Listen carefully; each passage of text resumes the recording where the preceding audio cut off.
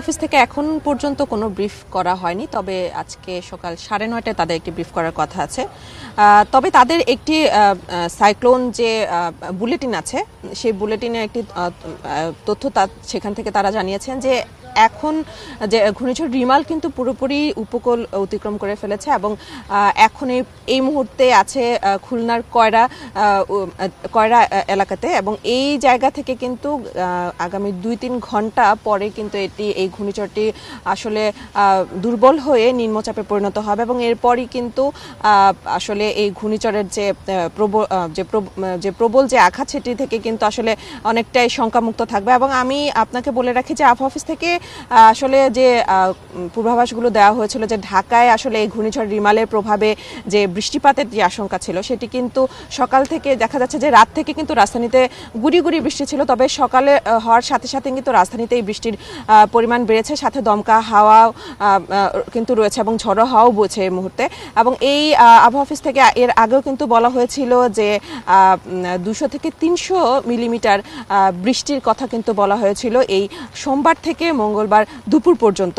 স্বাস্থ্য এবং স্বাদের মধ্যে চমৎকার একটা ব্যালেন্স করে পীর প্রিমিয়াম আয়োডাইজড লবণ।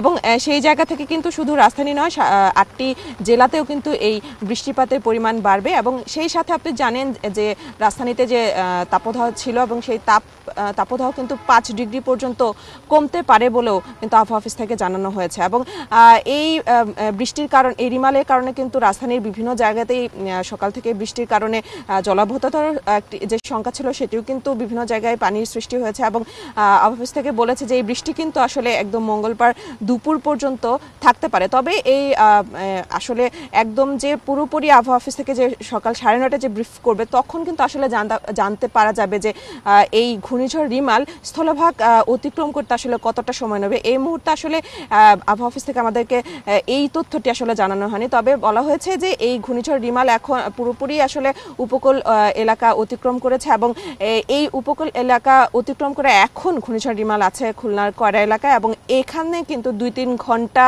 আগামী 2-3 ঘন্টা আসলে তার ঘূর্ণিঝড় যে তাণ্ডব চালিয়ে এটি কিন্তু আসলে নিম্নচাপে পরিণত হবে এবং এর পরপরই কিন্তু ঘূর্ণিঝড় রিমালের যে প্রভাব সেটি কিন্তু কেটে যাবে।